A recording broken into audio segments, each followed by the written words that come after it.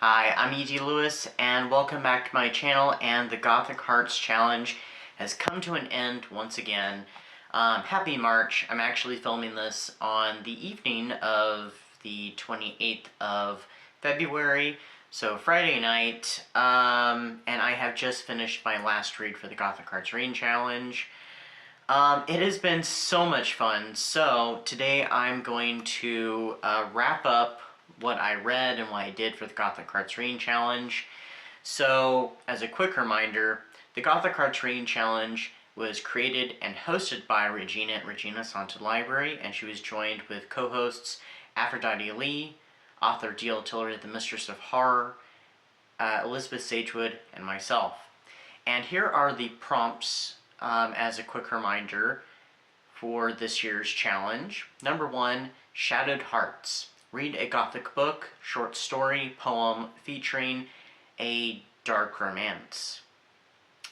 2, Dear Mina, write a Victorian-style letter on fine stationery, pen, and ink with a wax seal and send it to a friend.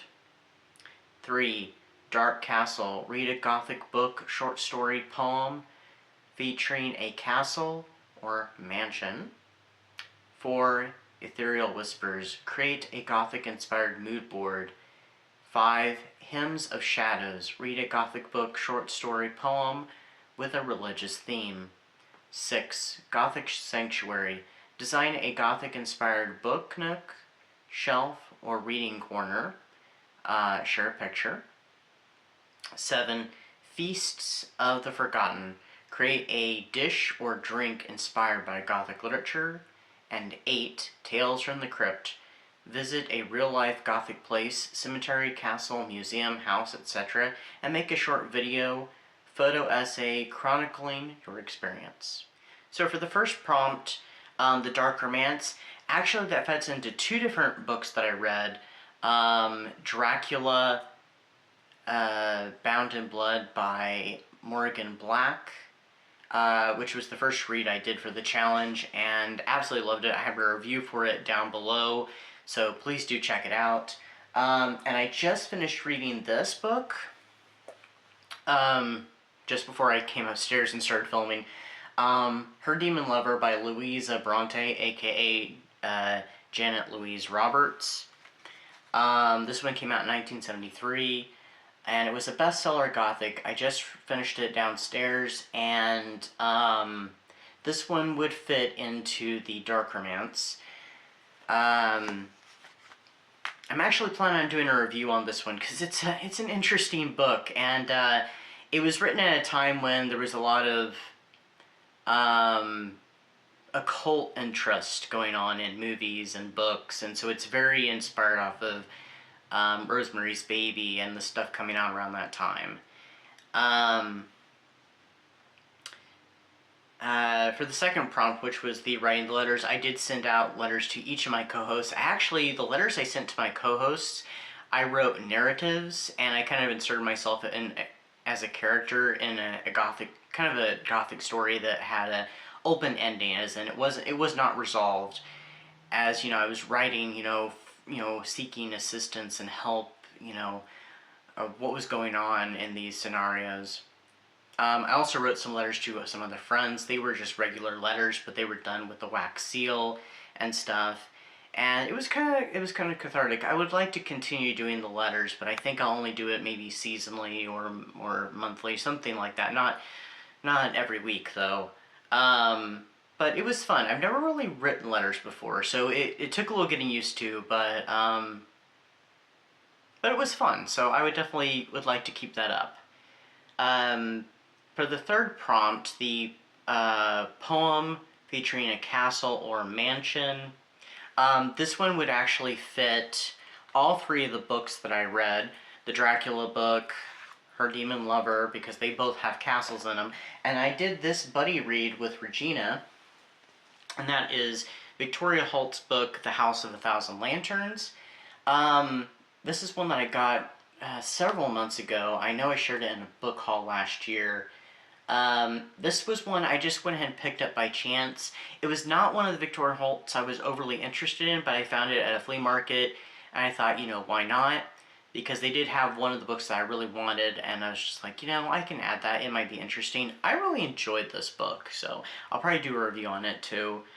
This was my 6th Victoria Holt book, and I think I would place it as my 3rd favorite. It was really good, but it does feature actually 2 mansions. Because I would count the House of a Thousand Lanterns, which you see later on in the book, as a mansion, as well as the house at the beginning of the book too. So, but that one was really good. Alright, I gotta open my device up again. Alright, Ethereal Whispers, which is the Gothic-inspired mood board. I did create that and I shared that on social media. There'll be a picture popping up here on the screen. I had some vague ideas of what I wanted to do with that. I did all rights-free images for creating this, and I kind of had a vague idea. I know I wanted something to do with, you know, like castles, and I actually went with a picture of Brand Castle in Romania, in Transylvania, and then I went a little bit with the botanical, since botanical gothics kind of started interesting me, which I just filmed a video where I mentioned that, but that video won't go up for quite a while now, because it's a pre-recording, and I kind of went with a specific aesthetic. I wanted something dark and elegant, so I think I kind of established that, you know, very much of that dark, foreboding castle, the outside, the inside of the castle, you know, candles, flowers. So I was going for something elegant and mysterious. So I hope that comes across. The next prompt is the religious theme. So I actually read a few things that worked for this. I think the religious theme would fit with the Dracula book. It kind of fits all 3. But not as much to a degree in the religious department as like the original Dracula would. This book I just finished had a very heavy religious theme. It had to do with demons and demonic powers, and also there was a bit where certain characters, if the name God was mentioned, they kind of cringe and stuff. So it had some very religious themes. But I also read a few poems. One of them I reread and recorded for my PAX Poetry video that I did this month, so I'll link that one down below too, and that was Edgar Allan Poe's The Conqueror Worm, which had some religious symbolism in it, and so I read that from Steampunk Poe, which I love this Edgar Allan Poe book. I pulled this out once before, I think in 2021 was the last time I pulled it out. But yeah, I love the illustrations in this. I wish there was more in this book, or even a second volume. It'd be great. And I also read a poem called, oh,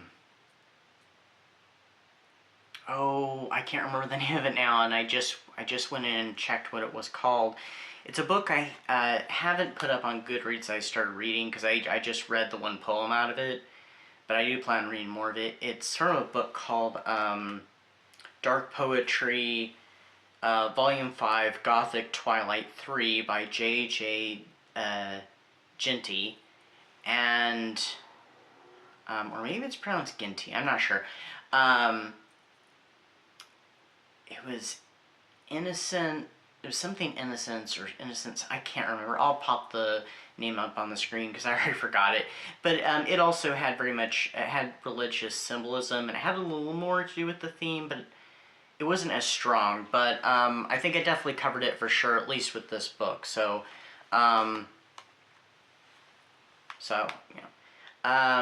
which ironically, for all 3 of the reading prompts, they kind of fit the Dracula book, and also they fit Her Demon Lover all very well, so I could have just read just one of those.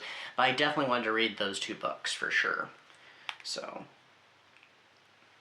alright, the next prompt was design a Gothic-inspired book, nook, or shelf. I did design that, and I had a vague idea of what I was going to do with it, and I used all the components I planned on except for one, because I completely forgot about that, and that component is right here. This is a coaster of Wuthering Heights. You can't see it very well.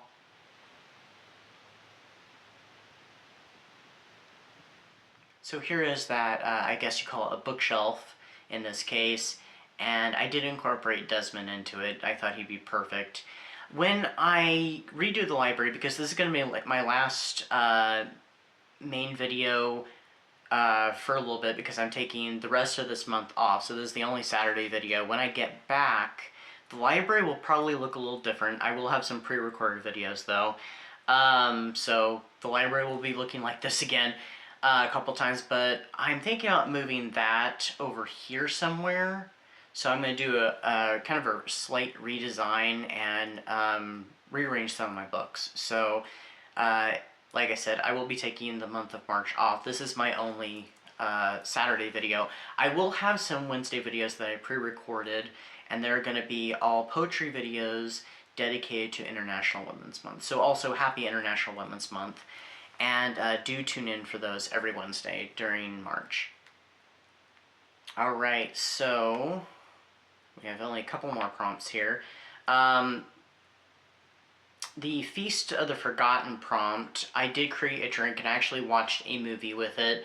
I talked about this in another video, the Dracula one. I took some cranberry juice and I added some cream to it and I frothed it up, and I added some sparkling grape juice as well and garnished it with a strawberry, and it tasted really good. I wasn't really sure how it was going to turn out. I had an idea in my head. It was just figuring out how to translate it. Now originally I wanted to use some pomegranate seeds, but they were kind of expensive and stuff just fell off over there on my desk. I had stuff stacked in the way, so I'll fix that after this video. I wanted to do pomegranate seeds, but they were kind of pricey because I thought they would be more symbolic of like drops of blood, but the strawberry worked out really well and I liked how it worked. And I enjoyed that while watching Bram Stoker's Dracula, which I like to call Coppola's Dracula. I don't like to call it Bram Stoker's Dracula. But because that Dracula book, the Morgan Black one, I think it draws a lot of inspiration from Coppola's film, and that's one of my favorite adaptations of Dracula. That was the only movie I watched. I am thinking about watching a movie as soon as I'm finished with this video, so there may be a little pop-up at the end.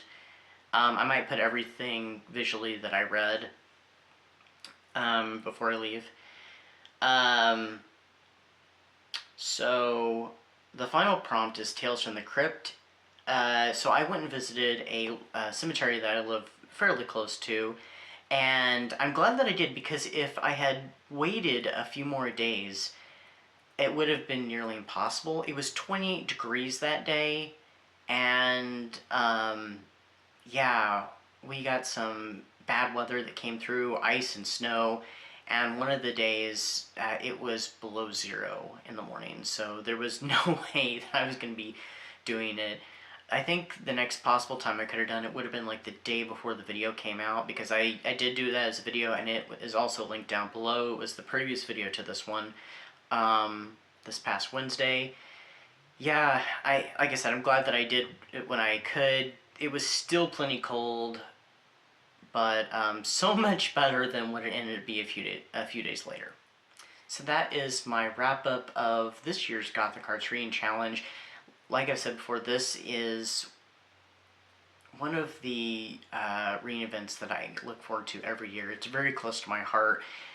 This one and another reading event that's coming up very soon that I'll be back for, Old School April, is the other one that I look forward to every year. So I'm very excited about that. But this one is the one that's very, very dear to me, and I'm so glad Regina created it and invited me, and has invited me back each year, and I'm hoping that this continues, because this is what my channel is about. It's about Gothic literature and Gothic fun, so yeah.